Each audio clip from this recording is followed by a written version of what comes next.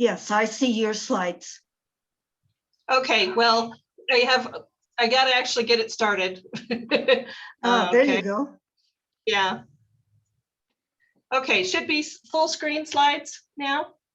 Yes. Okay, good. All right. Okay, so this is finding your Irish ancestors. And I'm Elaine Jones Hayes. And like I said, I've worked for the library for about 21 years. This presentation will take about an hour and a half. And there will be an opportunity to ask questions at the end if you'd like.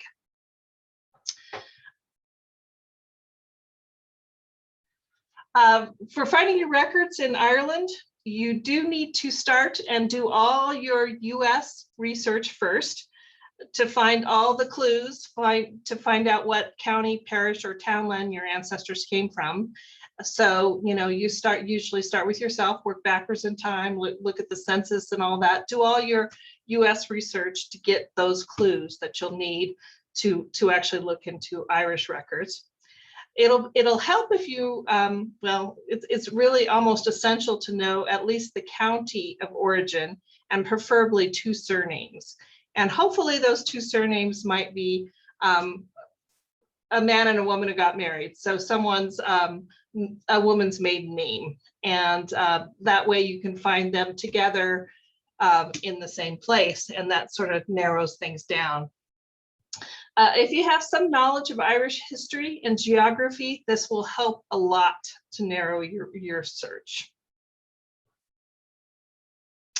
And you will likely have to look in both British and Irish archives for records, and we'll explain that a little bit more later.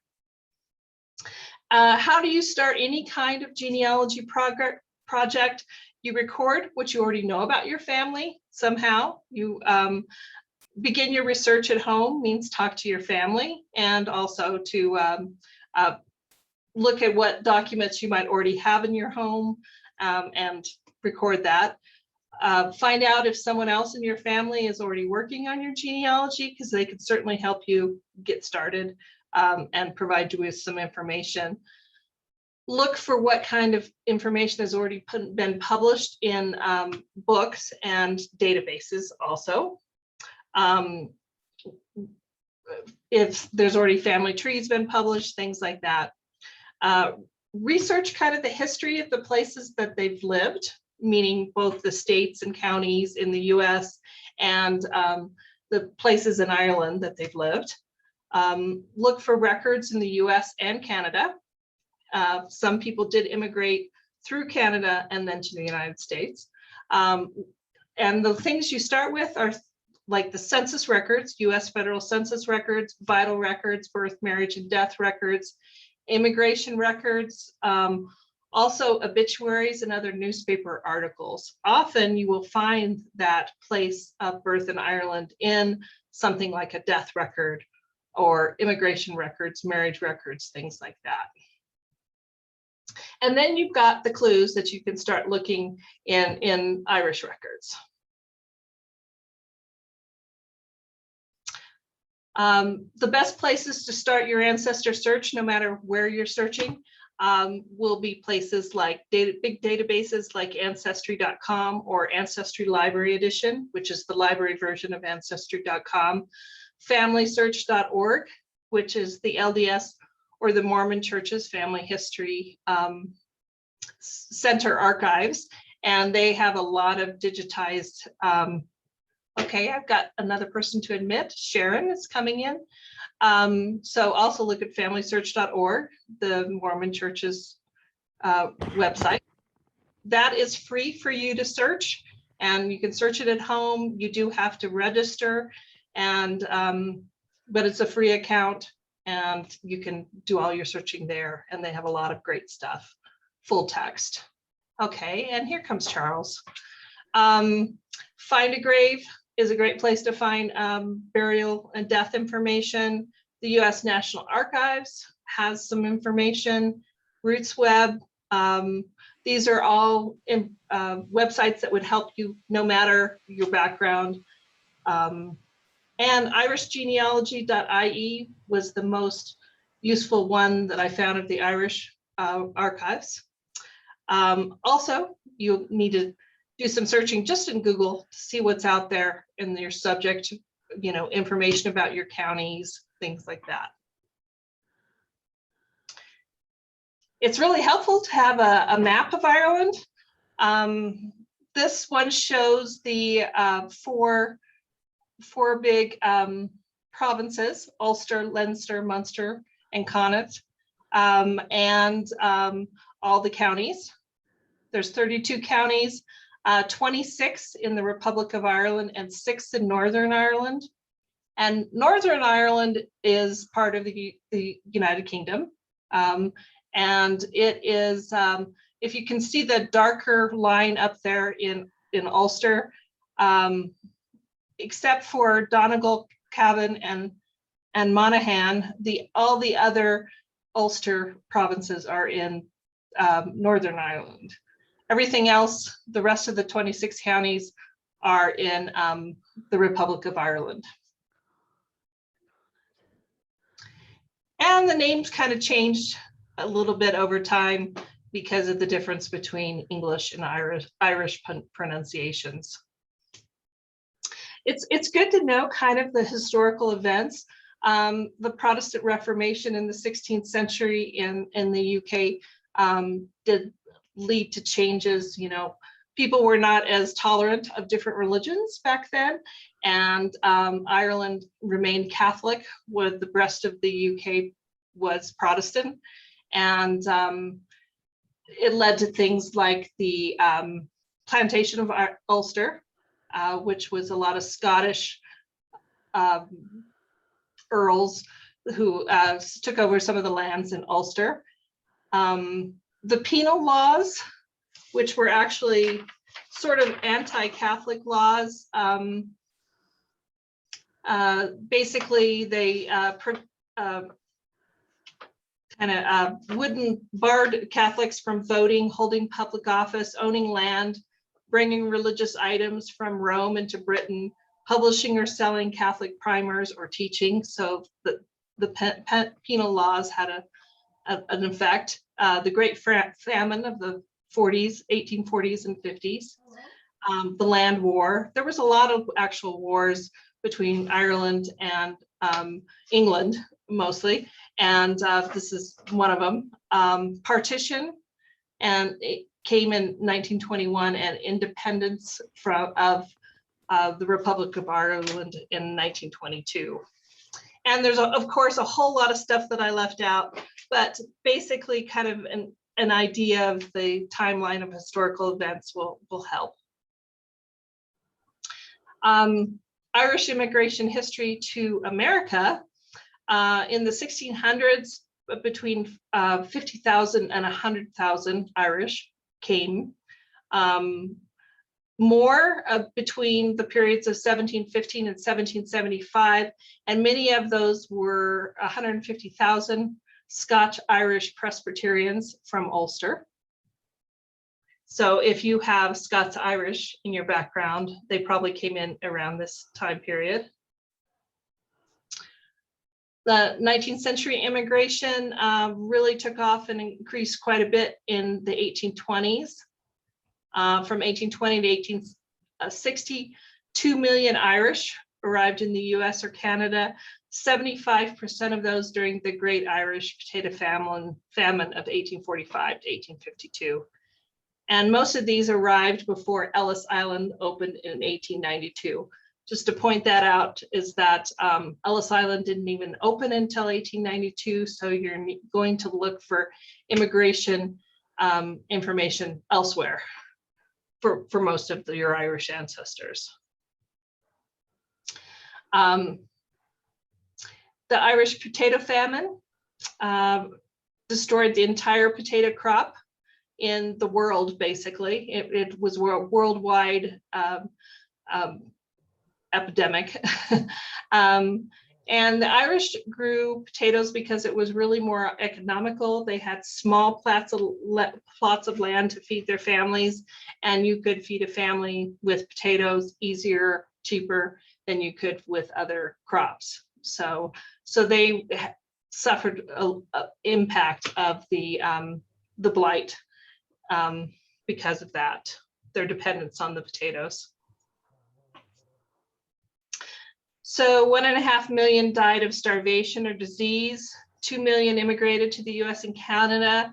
And because of the combination of starvation and disease and immigration, the population of Ireland decreased by half during this 10-year time period.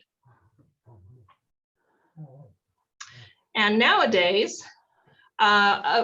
estimated amount, 12% of US population claim Irish heritage. It's about 37 million people.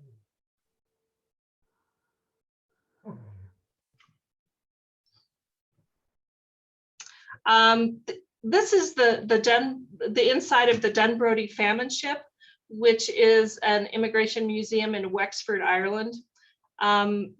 These were sailing ships, and the voyage typically took 2 or 3 months. And the families would bring their own bedding and food for the entire journey. The famine ships were loaded to capacity, and so if one person got sick, they all did.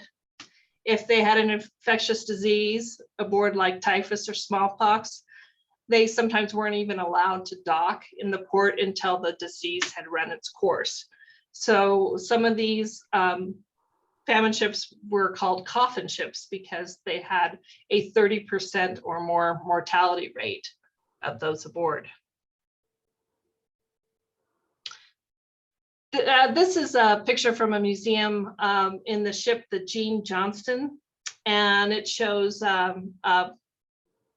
how they slept in those bunks, and that's 5 people to a bed, sleeping head to toe. The Jean Johnston ship is now a museum in Dublin.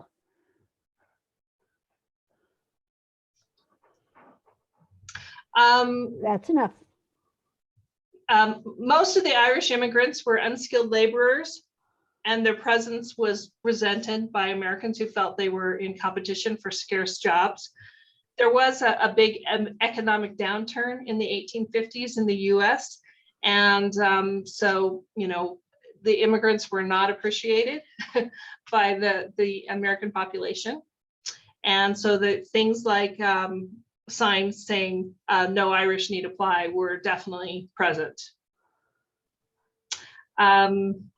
These waves of Irish immigration continued well into the 20th century. And the Irish immigration waves were the only immigrant wave where more single women immigrated without family than single men. And many of these single women who immigrated were promised jobs as maids and nursemaids in wealthy East Coast households. And so they had a job, you know, promised for them, so a reason to immigrate. I was just going to show you a little bit about Ancestry Library Edition and what's available for Irish or Irish ancestors in Ancestry Library Edition.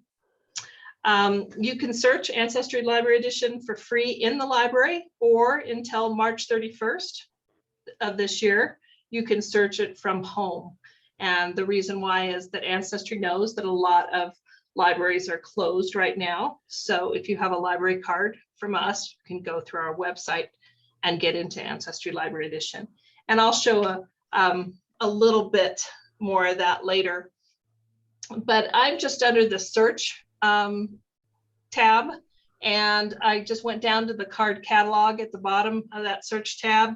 There's all different ways to search. Most people, you know, click on the green button that says begin searching, but there's categories, there's different ways to search. You can just search census or just military or whatever, or immigration, whatever you want here.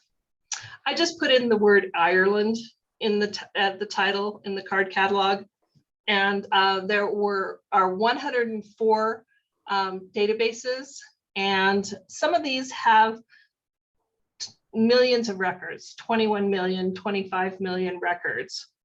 So those are, you know, individual names of persons.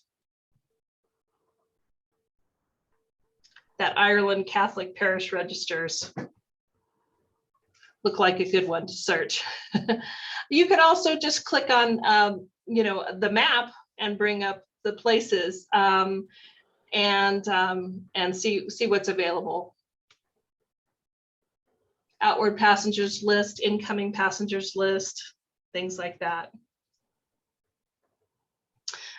Also at Ancestry, they have research aids that'll show you how to get started. And there is even some basic information, but under immigration, I saw finding your Irish ancestors in the US and Ireland. So there's a little sort of mini course on that right at Ancestry or Ancestry Library Edition. Also, the National Archives, and this is of the United States.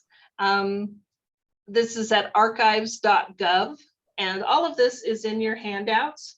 So all these websites that I'm mentioning, but you'll see right here, they have a searchable database, records for passengers who arrived at the Port of New York during the Irish Famine for the period 1846 to 1851.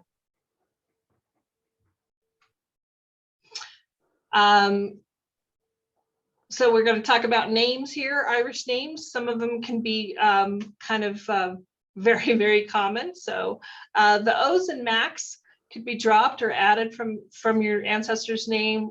Connor, Connors, O'Connor, it's probably ultimately the same name. It's, you know, it's a patronymic of someone was named Connor, and that was the founder of the family. As long as it's phonetically the same, it's probably your surname. So don't worry about the exact spelling. And a lot of this has to do with the pronunciation in the Irish language. Like these different spellings of coffee and cowie, and they all kind of sound the same. As for given names or first names, do a little search for variants of the given name or nicknames. For example, Julia and Biddy are both names for Bridget, and you wouldn't maybe think of those as nicknames for Bridget.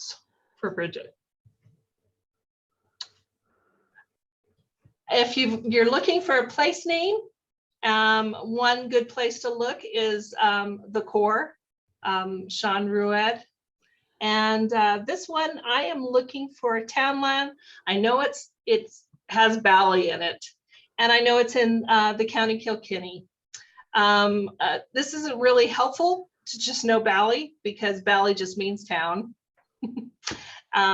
So there were a lot of them, but you know, it's something, and you at least know the county. And here's my list of places with Bally in it in Kilkenny. And I can look through and say, oh yeah, I think it's one of those. Maybe it's Ballybush. And take a little bit, and it also will tell you the barony, parish, PLU is Poor Law Union, or province that this is in. It's all in the same province because this is County Kilkenny. Library Ireland. This is the National Library of Ireland. And it's a good website to look in. You'll see that we can search for places in Ireland. So if you're still looking for that place name, you can do a search. This is the Topographical Dictionary of Ireland. And I just had clicked on places on the screen before and got this. And then it's an A to Z list. And you can look through place names to try to find the right place. How to find that Irish immigrant's ancestors' place of birth in Ireland? Well, ask the relatives. And search through things like diaries, letters, all the family papers, any kind of vital records, especially death certificates and probate records. Death certificates often will say where somebody was born. Obituaries and tombstone inscriptions, people are very proud of where they were born, and sometimes it might say where in Ireland they were born on a tombstone, or definitely in an obituary. Naturalization records and immigration passenger records may give you more than just Ireland, may give you a location. Irish census records, like any other country, census records are great for finding your family. Unfortunately, there's a lot of them that are missing in Ireland. The census records from 1821 to 1851 were largely destroyed by a fire, and it was a fire in the Public Records Office in Dublin in 1822. The censuses from 1861 to 1891 were pulped by the British government to save space and paper during World War I. They were reusing that paper after they were pulped. But they took out basically the demographic information and didn't think the individual information was useful, so they pulped the papers, the actual census returns. Those from the 1901 and 1911 census have survived and can be searched on websites such as the National Archives of Ireland, which this is the Census National Archives.ie. Anything that's .ie at the end, that's going to be the Republic of Ireland. If it's Northern Ireland, it's going to have a .uk on the end. There was no Irish census taken in 1921, and all later censuses are protected by privacy laws. There was a UK census in 1921, but not an Irish census in 21. And the reason is because of the independence, the war for independence. And that's the a picture below of the Public Archives, Public Records Office in Dublin, burning in 1922. It's the Four Courts building in Dublin. The first Free State Census of 1926 is not due to be made available until 2027. So if you can just hold on for 6 more years, then maybe you can get the 1926 Free State Census, although most of us probably have ancestors that immigrated before then. Okay, I just wanted to review how you get to Ancestry Library to search some of these resources. You go to our website, which is lclsonline.org. Laramie County Library is what Laramie County Library System is what LCLS stands for, lclsonline.org. Click on the library catalog. Click on the databases, and you'll get to an A to Z list of databases. You'll see below the subject areas that there is a subject area for genealogy, or if you know you just want to get to Ancestry to search that sometime before March 31st at home, you click on A for Ancestry. There's Ancestry Library, and I kind of put a red circle around it. Home use is available until March 31st, but you will click on that, and at some point it's going to ask for your library card number and PIN. You put in that library card number. It's a long number without any letters or spaces, and the PIN, we had a default of WYLD, W-Y-L-D, or if you've recently got your card, it might be READ, R-E-A-D, or if you've changed it to something else, it's whatever you changed it to. But if you have trouble with the PIN, just give us a call and we can look up what your PIN is and tell you. If going through the library is a little bit too hard, you could also just go to gowild.net, and that'll get you right to that A to Z list. You will still have to put in your library card number and PIN because the state of Wyoming pays for all these databases. and there's quite a few of them. Okay, so then there's, like I said, there's several different ways to start searching here. I searched for the Ireland Census, 1901, and I'm just going to do a little quick search in the census for somebody with a more unusual name. This one is Bohannon, which was not turned out, it's not, Murphy or O'Donnell or something a little more common. So I am looking for anybody named Bohannon in the 1901 census. It would help probably to have a specific name to narrow it down. Also would help if you had a county, but there's only 36 results here. I'm actually looking for, oh wait, went a little fast. Pat and Susan Bohannon, County Clare. There we go. So I clicked on Pat and Susan Bohannon of County Clare, and there they are with their kids, Pat Bohannon and Susan, and 1, 2, 3, 4, 5, 6, 7, 8, looks like 9 kids with them. And that's just kind of telling me what we're going to be looking at. So you could kind of look through there and see the names and ages to see if this looks like the right family. I've circled go to website because this is actually going to take us out to the National Archives of Ireland website from Ancestry. So you could actually get there directly too, and to the National Archives of Ireland. And this is the census returns for the residents of House 2 in Kilkee, County Clare.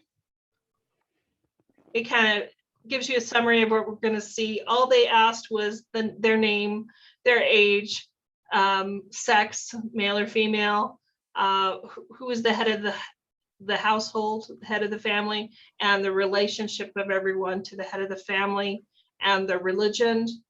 And if the arrow is pointing below, that there are some other images here available, a couple of images. That's what it looks like. And if you've looked at other censuses, US censuses, this looks pretty familiar. So that's what the 1901 census looks like. And they also ask questions whether they could read and write, their age, their occupation. He's a farmer. His wife has no occupation, and the kids are scholars or farmer's son, and the baby's an infant. They're in County Clare. Up at the top, you'll notice Form B, which is the next page, is this particular family is listed on as number 2 on the next form that we're going to look at, because this is multiple pages of information. Oh, I went back to the next page because they also asked the question about where they were born, the language, whether it was English or Irish that they spoke, if they were deaf or dumb, blind, imbecile, or idiotic or lunatic. So not PC terminology. These are all Catholic. This family is a Catholic family. This is the second page, and they are number 2 on this page. So they're basically just counting the people on the page here, how many males, how many females.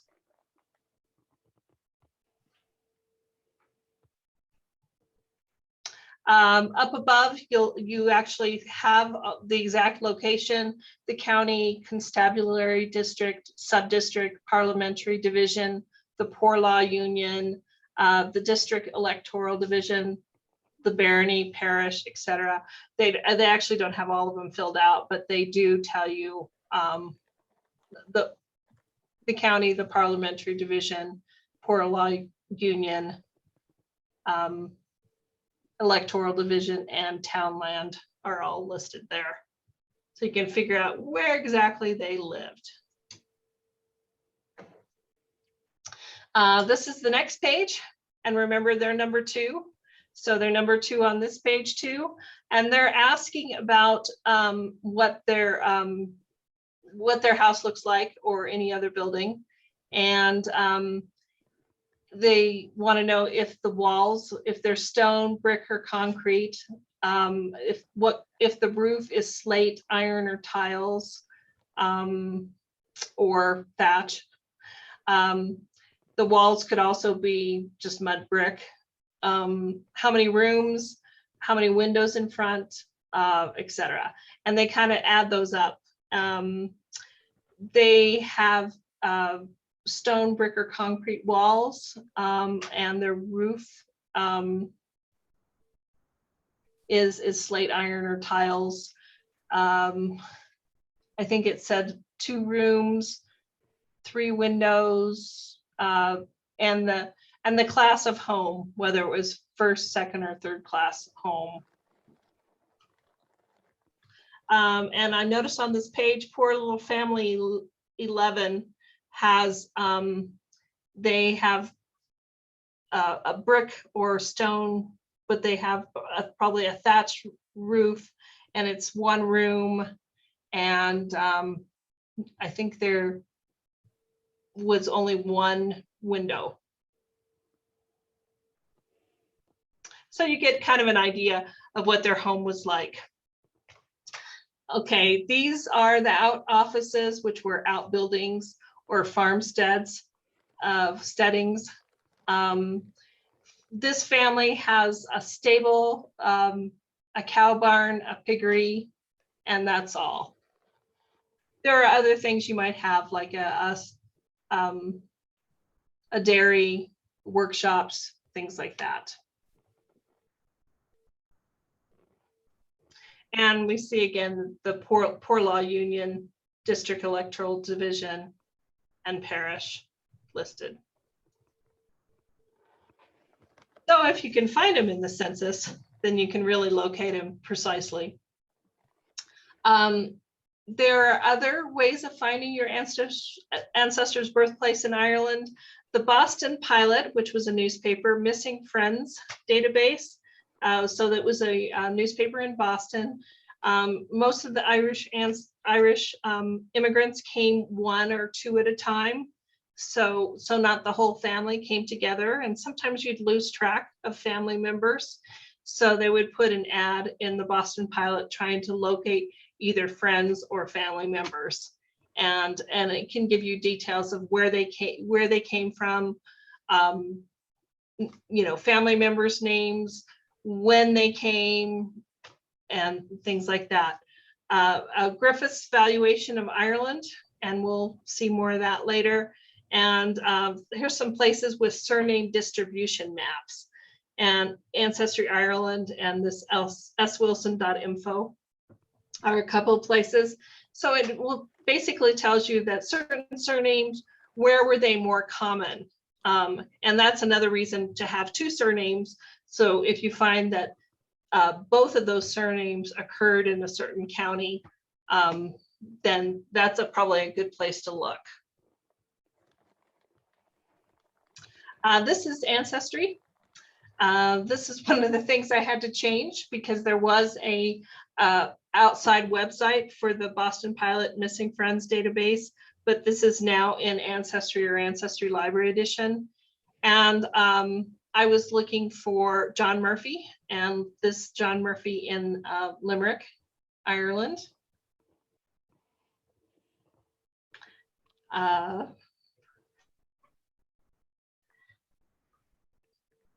And I found John Murphy, that's a common name. So I found quite a few John Murphys from Limerick, 232 as a matter of fact. But I think I just clicked on the second one there because it was in the exact place that I was looking for. And this is the results that you get. These are the little ads that were in the newspaper of William and John Murphy, natives of Parish Kilbonny, County Limerick. Any information of them will be thankfully received by writing to their sister, Mary Murphy, or James O'Neill, Wilmore, Cambria County, Pennsylvania. So you know where they are now. And he's got a sister named Mary, and probably a brother named William, and at least a friend named James O'Neill, or perhaps that's Mary Murphy's husband. But they are now in Wilmore, Cambria County, Pennsylvania. You can get a lot of information from this, like the one above of Jeremiah Donovan. We have the parish, County Cork. It says he landed in Quebec in 1849. His wife is Ellen Shea. She's the daughter of John Shea and Mary Driscoll of Skibbereen. But they're trying to find him, wishes to find some account of him, and address to the care of this Reverend James O'Donnell in Lawrence, Massachusetts. I kind of think this is Massachusetts rather than Mississippi, since this is Boston, for Mrs. Jeremiah Donovan. So we've got a lot of information here, where he immigrated and when, in addition to where he was from in Ireland.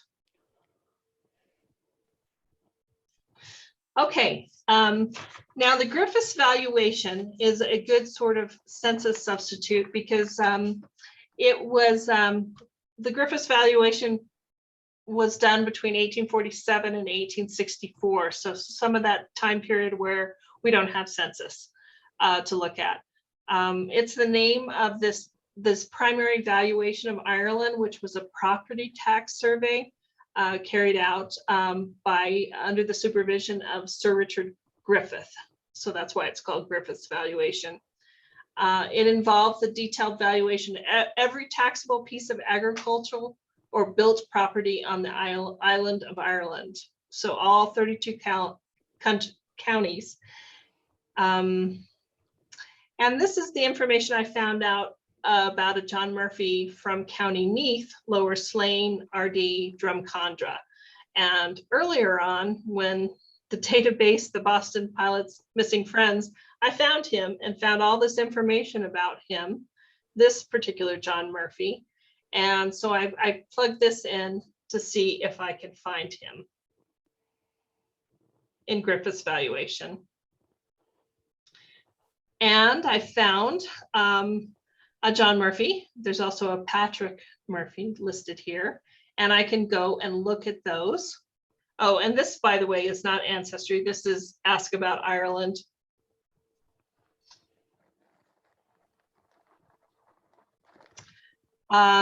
It comes up with some information about the Griffiths valuation. That first one we clicked on,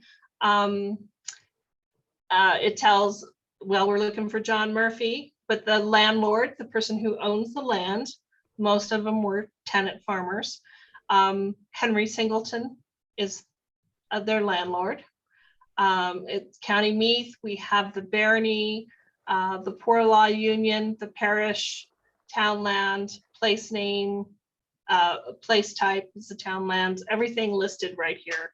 So we're basically looking for the parish of Drumcondra in County Meath. He's going to be number 2 on the page. This is 1854 is the exact time, and it tells you even what sheet in the book of Griffiths valuation we're going to be looking at. I know this is kind of hard to see. I couldn't make it much bigger, but he's number 2 there, John Murphy, and then it lists the landlord's name, and it's the description of the land. These are the questions that were asked. The address, the occupier's names, the name of the person from whom the property was leased, the landlord, the description of the property, the acreage of the land, that's what the numbers are there, valuation of the buildings and the valuation of the land. So it gives you more of it. It's kind of like in the agricultural census in the United States, a little more detailed information about that agriculture.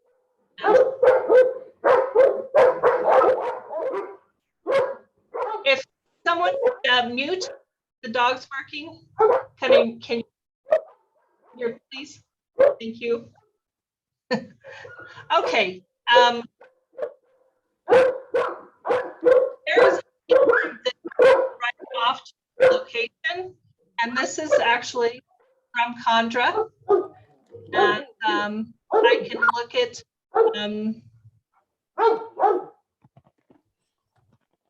this is, I'm actually looking at a historical map of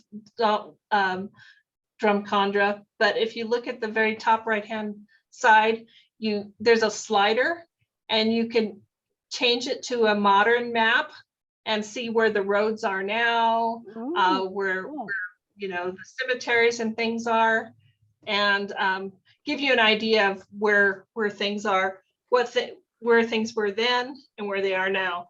Actually, the next page is I did slide that slider over a little bit, and we've got some numbers of some modern roads, and you can see things come up.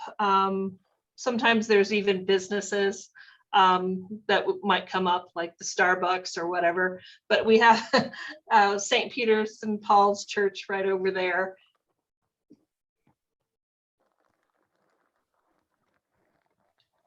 So that's kind of neat to show, and you can go back and forth and make it larger or smaller or whatever, and look at other maps of the areas.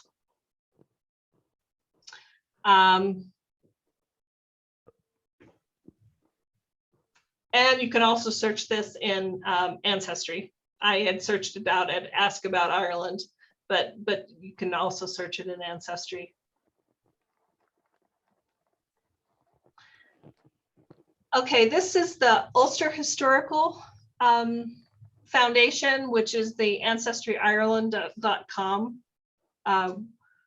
website. And you can search for Irish ancestors. Since this is the Ulster Historical Foundation, if you had ancestors from Ulster, that would definitely be ones to try. I have some Scotch-Irish ancestors, and I was looking for William McDowell, who was the one that was the original Scotch-Irish ancestor. So I was looking for him. Pretty common name. And they have some pay-per-view information, which I'd really love to look at, but I haven't, you know, cracked open the wallet to pay for those yet. But there are some free information below, like graveyards in Ulster, distribution of surnames in Ireland, Parliament election results, things like that. There are some things down below that have the word McDowell in it, or the surname McDowell. So things I can look at. I did look at the distribution of surnames in Ireland, and it gave me Antrim and Down. So those are both Northern Ireland or Ulster counties. This is another place, and I also searched McDowell here. This is swilson.info, and it told me that in Tyrone, which is in Northern Ireland, there were 30 instances of the name McDowell. So that might be, if I'm looking for my McDowells, I should probably maybe start in Tyrone. Another good place to look is this johngrenham.com website. John Grenham has literally wrote the book on Irish genealogy, and his website's a great place to start. I am looking for the surname Bohannon again and seeing what it can tell me about Bohannon and what locations I might be able to find that. So these are the Bohannon households in 19th century Ireland. So we have some maps, Bohannon births mapped, Bohannon's in the 1901 census map, Bohannon Roman Catholic baptisms.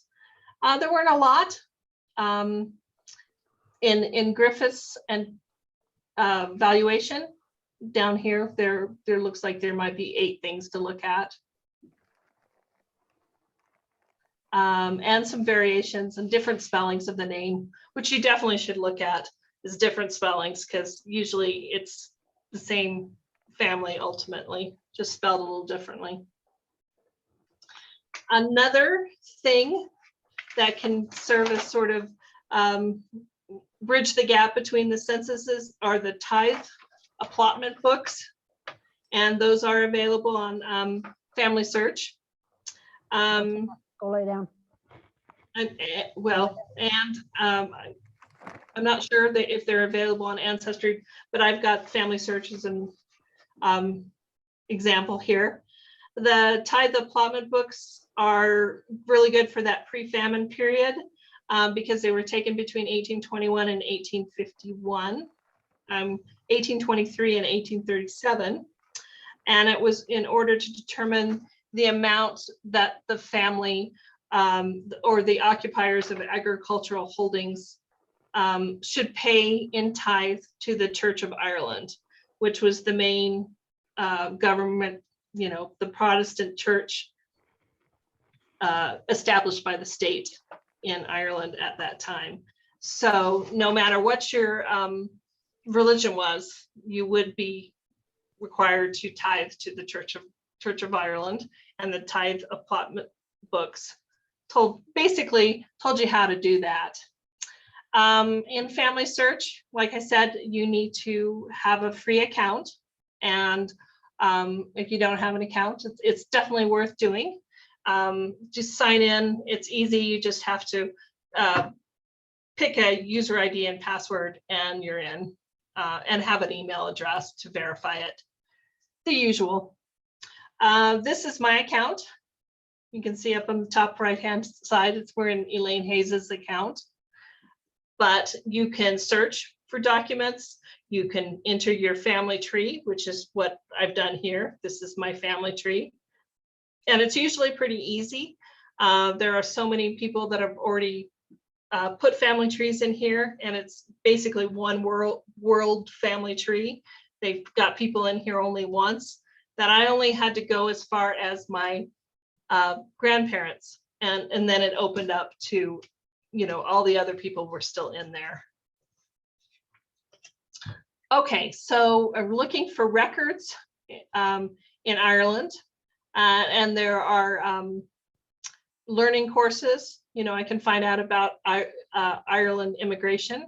Immigration with an E means leaving Ireland. And things about Ireland civil registration. Or I can do some searching for historical records. Looking for John Murphy again in Meath. I have a mother's name of Bridget.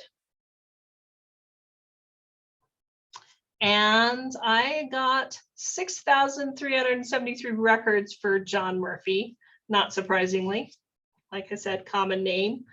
But we can look through these and see. We do have some parents over here. We have a Patrick Murphy and a Bridget McBride, so it did pay attention to that this mother's name was Bridget.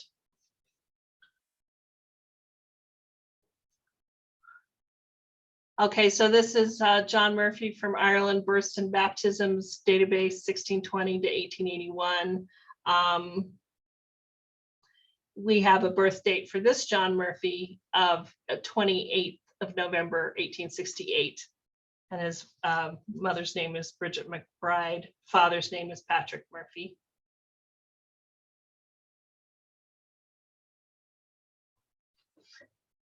So if that's your ancestor, you've found some good information, including his birth date and his parents' names. You can also search by locations. You can just click on Ireland there. Actually, I can't even see it on the map, but if we go in, we can click on United Kingdom and Ireland over here, and go to that website. This is basically showing me a little bit of United Kingdom and Ireland, what's available to search on FamilySearch And more of that. More of Ireland. We have some Scotland censuses, things like that. Here's our tithe allotment books.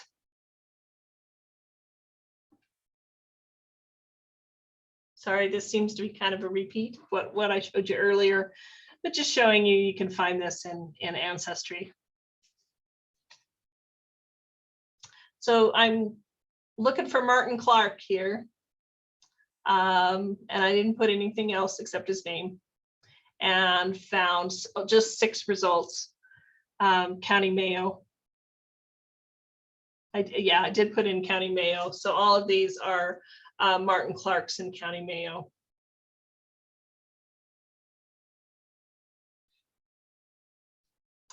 And this is an 1833 tax assessment in a certain parish in a certain townland. I am not great with Irish place names, so I won't try to pronounce that. This is what the tithe allotment books look like. This is a little bit closer up, and they've got some pretty nice handwriting that is fairly readable. But so we have the townland, the names of the occupiers, quantities of holdings, quality, tithe and holding, tithe and townland, things like that are what they're asking for. So things that are tithable property and untithable property, just to figure out how much to tax them.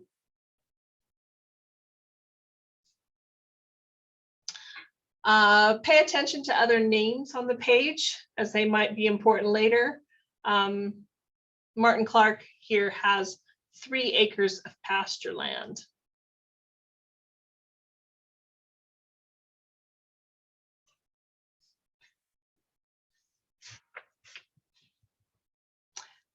I mentioned before that you probably need to look in both the Republic of Ireland records and UK records because of the history of Ireland.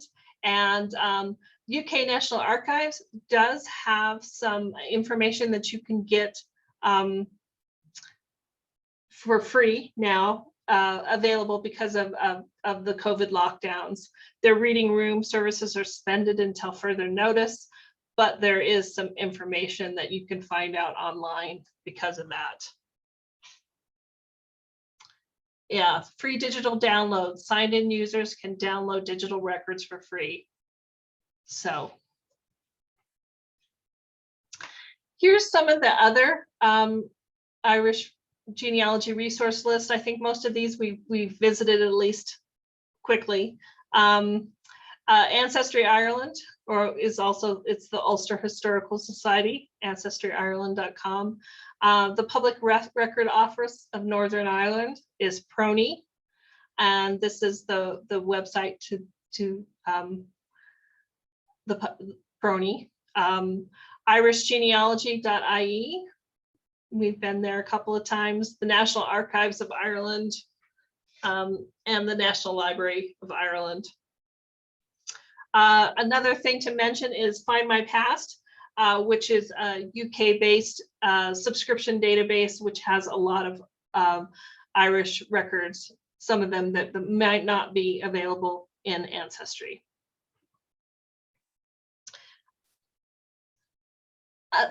It's also important to remember that not everything is in genealogy databases or on the internet. Some things might still just be available in books, in family history books, or like books that we might have in the library here or in other libraries, or still original documents that might still be in Ireland. I have pictures of a church in the middle because a lot of church records might still be there only in the church or at the diocese level or something. The other pictures we got here is that's a poorhouse up on the upper right, and they kept records. And on the lower left is a very nice looking Irish house. And that would be somebody that was probably pretty well off, because some of the famine Irish actually lived in one room kind of mud huts without any without a chimney and without any windows and things like that, because it was just, they were very poor, and that was very easy to make. But I know now we're not really able to go visit Ireland, but it's wonderful if you can. So consider visiting the places your ancestors lived, either in reality or virtually.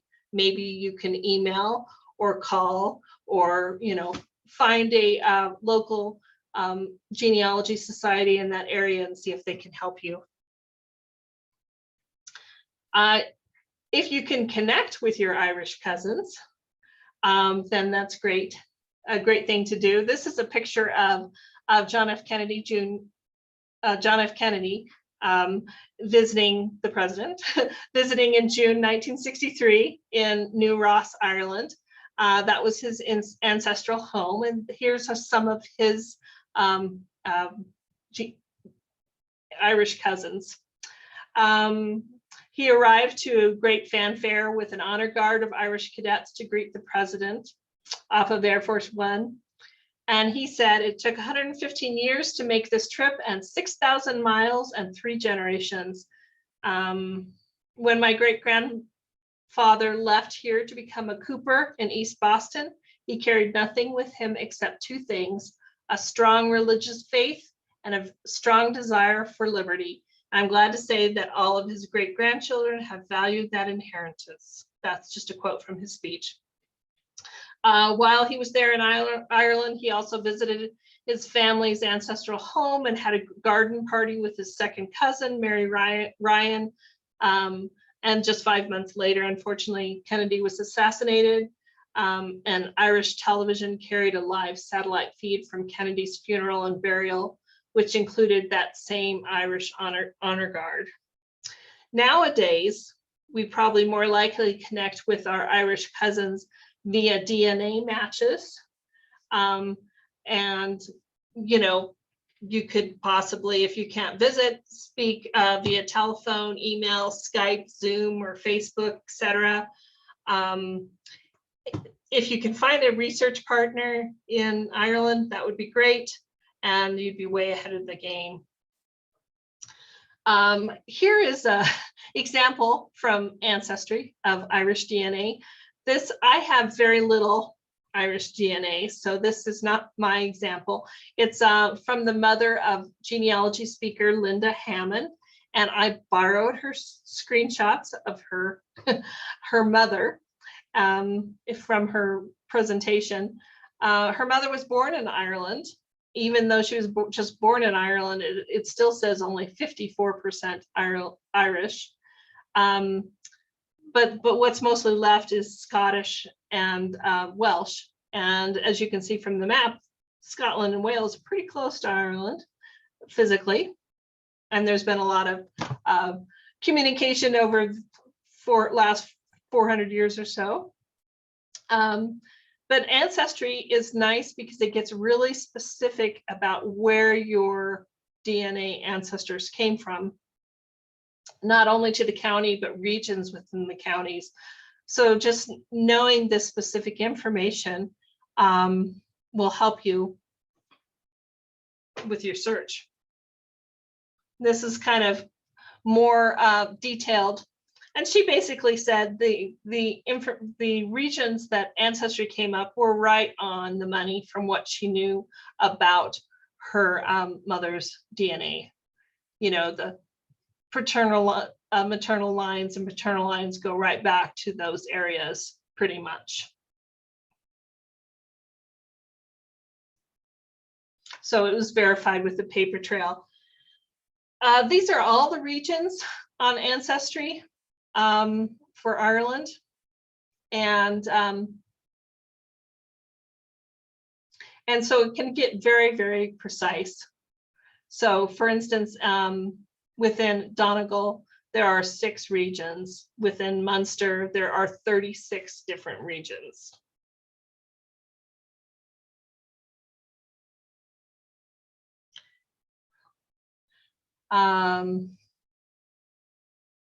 This is just looking at Central Ireland, and it's getting even more detailed.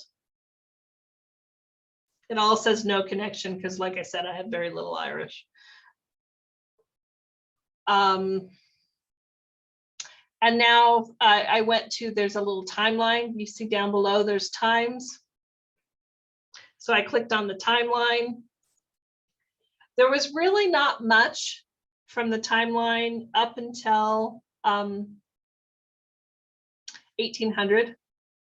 And then there in 1850, I clicked because there were 4 separate immigration waves to New York, Philadelphia, or Boston. And when I clicked on 1875, we had some going over to Australia and to Chicago. And then back in 1900, they switched back to just immigration to the US as the main kind of waves of immigration. So that it can get pretty detailed about the story of your Irish ancestors just from your DNA. This is actually my 23andMe DNA results, and it gives me 29.7 British and Irish. Under the highly likely match, I have all sorts of English and Welsh information, which makes sense, and Scottish. But there is number 9 there is Belfast, which of course is Northern Ireland, which is the only Irish that I think that I have. Under the possible matches, there were some places listed, but they're not, I'm just going to pay attention to the highly likely matches. So you can kind of give an idea of how detailed they could get with your ancestry. Okay, I hope I didn't confuse you too much, but look at those handouts that I gave you, and there's a lot of websites that you can check out. You might want to come into the Laramie County Library genealogy collection and see what we have. We have quite a few books on Ireland and Irish that immigrated to America. You can check out how-to books. The Dewey Decimal Call number is 929 on the shelves, and there's quite a lot of those. And you know, until March 31st, you can search Ancestry Library at home. And after then, you can try searching FamilySearch. If anyone has any questions, you're more than likely to, more than welcome to unmute yourself and ask me a question, or you can send me an email too. But if anyone would like to ask me questions, I'm ready. Elaine, my Irish ancestors come from County Cavan. Is that how you pronounce it? I wouldn't know. And when looking at the census, different years, the people that came from Ireland, when they asked where they were from, they'd say Free Ireland or Free State. Can you give me an idea of what does that mean? When they're talking Free State, they're talking about the Republic of Ireland, okay? It didn't actually become Republic of Ireland until 1949. So there was between 1922 and 1949, they may have been calling it the Free State. Okay. So that county is in the Republic of Ireland. Right. Yeah. Yeah, it's on the south of Ulster. Yeah. Yeah. Would that also apply to, there are times I've seen Free Irish. Does that mean the same thing? Yeah, I would say so. So they wanted to show the difference between being Irish versus English. Well, yeah, as part of the UK or in the Republic of Ireland. Sure. Yeah. Okay. And then the last question I have, the excellent picture you had of the different provinces of Ireland. Where did you get that map? Oh, I don't know. I found it online somewhere on the internet. But yes, if you can find a good map, you know, I'd really recommend it. Better map than that would be great. You know, if you can, some of the small towns and things like that, if you have an atlas that included a nice map of Ireland, that'd be helpful. Okay. Thank you. Sure. Elaine, Hi, Charles. quick question. Several, if you don't mind. As a starting point, is it better to start with our most recent known relatives and go back step by step?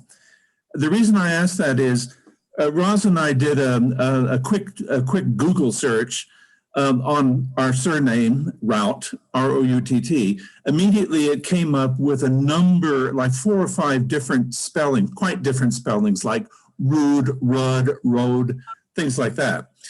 And we also have one link that may go, part of the family may go back to Wales, and then they went to Ireland, and then from there onward. But really, it's a very unusual name. So Yeah. I guess we have one issue that comes up is that, and I think it's a fixation. One known relative that we have is the former governor of Colorado, John Rout. Oh, okay. And so we have John Long Rout. But whether that is part of the lineage or not, I wonder if it's a red herring. Yeah.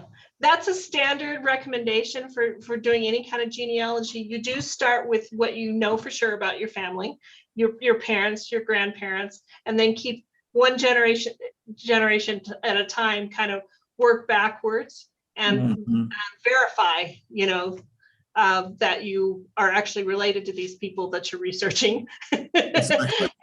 And it's not a red herring, like you said. It's a temptation to go back to someone that's famous or something and work forward. And that might work, but you could be doing a lot of research on somebody that's not even related to you. So. Exactly. Yeah. Yeah. Okay. Good. Thank you. Sure. Any other questions? Okay. Well, I hope I know that I always think that it's too fast and there's too much, but I hope you're encouraged to give it a try. We know where you are. Yes, yes. My email is on those handouts, I believe, somewhere. Yes, well, it's not, but you can find me. I'm at the library. I'm easy to find. Good. Well, I sure enjoyed your presentation. Thank you Thank you. again. Wonderful. Okay. Good All stuff. right. Thanks Thank a lot. you. Okay. All right. Bye-bye. Bye, that was great. Thank you. Thank you. No other questions? All right.